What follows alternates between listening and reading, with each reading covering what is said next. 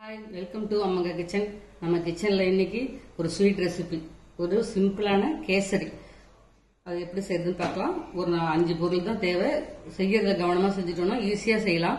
வாங்க அதை எப்படி செய்யறதுன்னு பார்க்கலாம். அதுக்கு முன்னாடி 1 கப் ரவை எடுத்து வச்சிருக்கேன். இதே கப்பால் 2 கப் அளவுக்கு வெள்ளை சர்க்கரை எடுத்து வச்சிருக்கேன். ஒரு 100லேருந்து 150 mlக்கு நெய். இது சர்க்கரையும் 2-3 ஏலக்காயும் சேர்த்து பொடிச்சு வச்சிருக்கேன். ஃபுட் கலர் கொஞ்சமாக எடுத்து வச்சிருக்கேன்.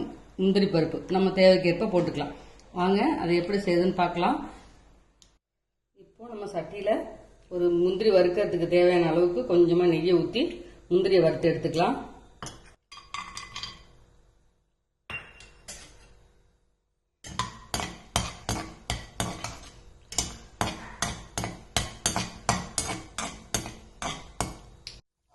இப்போ நம்ம முந்திரி நல்லா வறுபட்டுடுச்சு. இதை அப்படியே வேற ஒரு பாத்திரத்துக்கு மாற்றிடலாம்.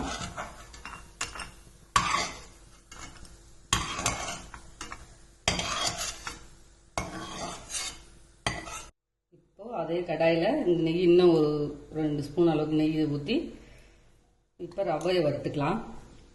இந்த 1 கப் ரவையை இந்த நெய்யில் வறுத்துக்கலாம்.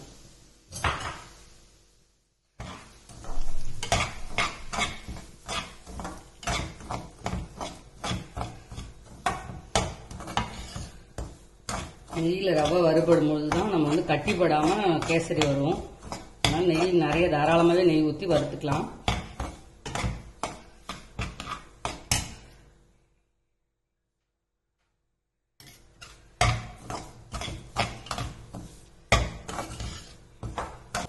ரவை வறுபடும் போது ஒரு வாசனை ஒன்று வரும்.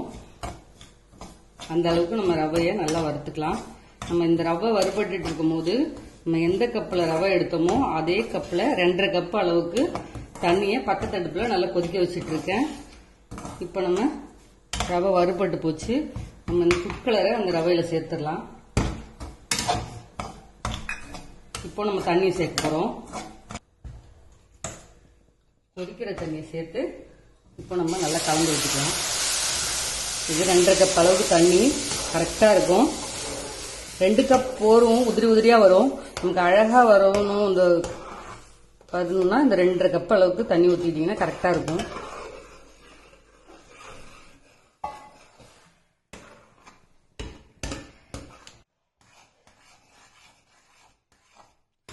ரவை வேகிற வரைக்கும் நல்லா கலரி விட்டுருங்க.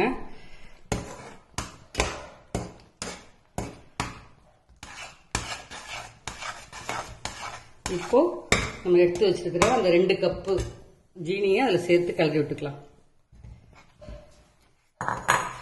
ரொம்ப ஈஸி, குயிக்காக பண்ணிருக்கக்கூடிய ஒரு ஸ்வீட்னா கேசரி தான் சொல்லலாங்க.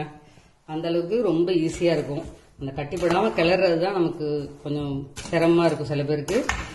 ஆனால் கேசரி சூப்பராக சீக்கிரம் கிளறக்கூடிய ஒரு செஞ்சு முடிக்க வேண்டிய ஸ்வீட்னா அது கேசரி தான்.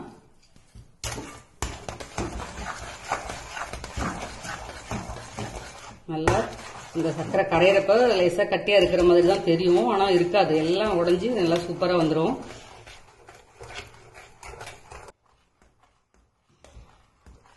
பாருங்க, இப்போ கட்டியெல்லாம் இல்லாமல் நல்லா கரைஞ்சி வந்துருச்சு. இப்போ நம்ம நெய் சேர்த்துக்கலாம். நெய்யை நம்ம எடுத்து வச்சுக்கிறதுல பாதி அளவுக்கு நெய் சேர்த்துக்கலாம்.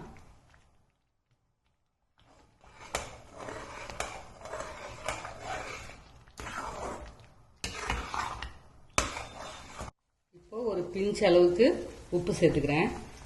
இந்த உப்பு எதுக்கு அப்படின்னா, நம்ம எப்பவுமே ஸ்வீட் ரெசிபியில் எல்லாத்துலேயும் லைட்டாக உப்பு போட்டோம்னா அந்த ஸ்வீட்டை கரெக்டாக எடுத்து காமிக்கும். அதுக்காக இப்போ கேசரி நல்லா எருகி ரெடி ஆகிட்டு வந்துட்டு இருக்கு. இப்போ நான் இதில் ஏலக்காய் பொடி சேர்த்துக்கிறேன்.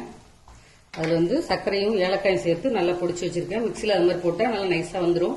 இப்போ நான் முந்திரி பருப்பையும் சேர்த்துடுறேன்.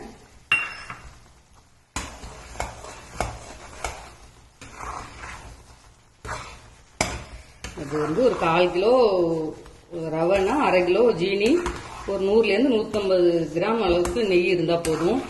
மற்றபடி நமக்கு முந்திரி பருப்புலாம் எவ்வளோ தேவையான அளவுக்கு போட்டுக்கலாம். இதுதான் அளவு. இதுக்கு தண்ணி எந்த கப்பால் நீங்கள் அளக்குறீங்களோ அதால் 2.5 கப் அளவுக்கு தண்ணி ஊற்றுனீங்கன்னா கரெக்டாக இருக்கும். நம்ம மீதி இருக்கிற நெய்யை அதில் இப்போ சேர்த்துடுறேன்.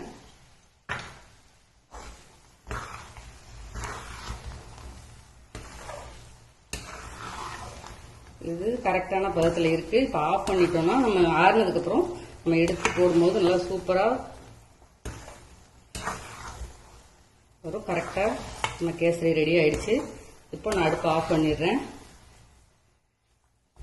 இது அப்படியே மூடி போட்டோம்னா கொஞ்ச நேரத்தில் அப்படியே அது இறுகி நல்லா அருமையா வந்துடும். பாருங்க, இந்த பதம் கரெக்டா வந்துருச்சு பாருங்க. ஒரு சூப்பரான கேசரி 10 நிமிஷத்துல ரெடி பண்ணிட்டோம். எப்படி வரும், டேஸ்டும் அட்டகாசமா இருக்கும். பாருங்க எப்படி வந்துச்சு பாருங்க. விண்டு உதிரி உதிரியா விசு படத்துல சொல்ற மாதிரி இன்னைக்கு டொயின்னு வழுக்கி ஓடுற மாதிரி அருமையான ஒரு கேசரியை 10 நிமிஷத்துல செஞ்சு காமிச்சிட்டோம்.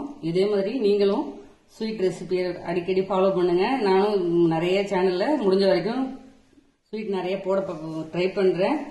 மம்மங்கா கிச்சனை லைக் பண்ணுங்க, ஷேர் பண்ணுங்க, சப்ஸ்கிரைப் பண்ணுங்க. அப்படியே கூடவே பெல் பட்டனையும் தட்டி விட்டுருங்க. நன்றி, வணக்கம்.